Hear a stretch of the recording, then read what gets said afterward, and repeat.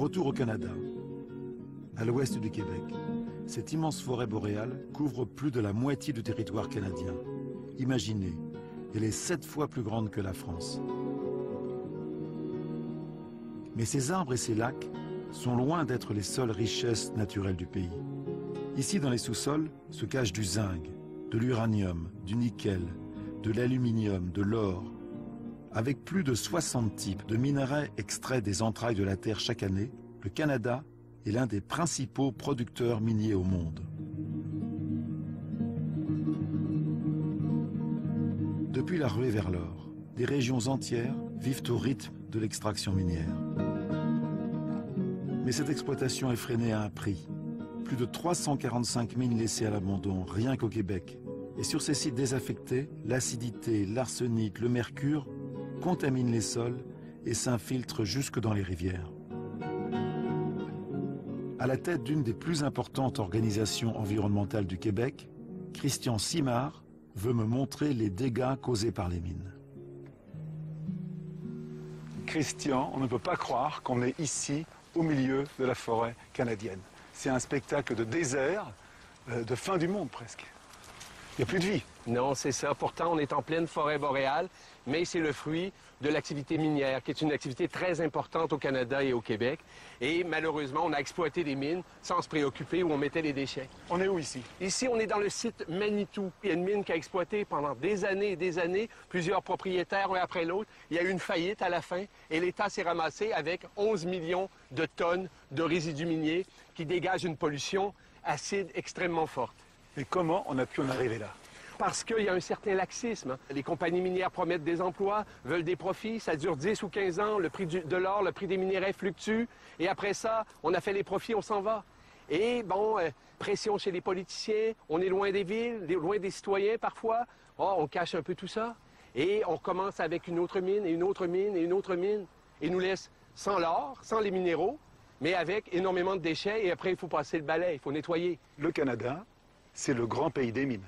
Oui, ben en fait, 70% des compagnies minières mondiales ont leur siège social au Canada. Et pourquoi ils viennent ici? Ils ont des avantages fiscaux, des avantages. Ils sont très, très présents, très forts politiquement. Et les politiciens locaux, régionaux et nationaux ont eu tendance à s'aplaventrir dans le passé. Donc, c'est un certain aplaventrisme contre lequel on lutte. Vous savez, ça date un peu de la ruée vers l'or. Et certains prospecteurs réservaient des territoires en plantant des petits piquets comme ça. Et ce territoire-là était à eux. Ils pouvaient essayer de trouver de l'or. Si on trouvait, ils l'exploitaient. Et ça a été poussé tellement fort, et maintenant, c'est très moderne, on peut maintenant faire ça par ordinateur, d'un simple clic. On appelle ça le click and claim. On réserve des parties, on peut être à Hong Kong, on peut être partout à Moscou, et on réserve des parties du territoire québécois, et ça, c'est par-dessus tous les autres usages, avec priorité. Et si vous trouvez, bien sûr, vous devez vous entendre avec le propriétaire, mais sous menace d'expropriation. Et c'est arrivé d'ailleurs à Malartic. Et près de 200 familles ont été expropriées. C'est ce qu'on va aller voir maintenant. On va aller les voir. Cette loi, vieille de 130 ans, qui donne tous les droits à la mine, Malartic est en train d'en faire les frais. Cette ville de 3500 habitants aux allures de Far West est assise sur une mine d'or. Le prix du métal précieux a quadruplé en 10 ans et aiguisé l'appétit de la compagnie Osisko. Cette compagnie s'est lancée ici dans un projet hors norme. Poser des titres miniers, les fameux claims, sur tout le sud de la ville pour y creuser la plus grande mine à ciel ouvert du pays. Ce qui aurait pu rester un projet virtuel est devenu un immense chantier, en plein cœur de Malartic. Tous les habitants ont été contraints de vendre leur maison. Une seule reste encore debout, au milieu de ce paysage lunaire. C'est celle de Ken Massé, cet irréductible qui refuse de céder. Bonjour Ken. Oui, bonjour. Alors là, il y a un orage au-dessus de votre tête. Hein. Il y a la mine, puis il y a le vrai orage. Oui, mais tout ça va passer, c'est comme la mine, ça ne durera pas. Ça ne durera pas. Non, non, la mine, c'est juste de passage. Après ça, c'est le beau temps parce qu'il n'y en aura pas de mine ici à Malartic à ciel ouvert comme que la corporation Osisko veut. Alors, pourquoi vous ne voulez pas partir? Parce qu'on vous offre beaucoup d'argent pour partir. Je ne veux pas céder ma maison à quiconque pour qu'ils viennent exploiter une grosse mine dans notre ville. On veut protéger nos droits de propriété. Est-ce que la ville vous soutient?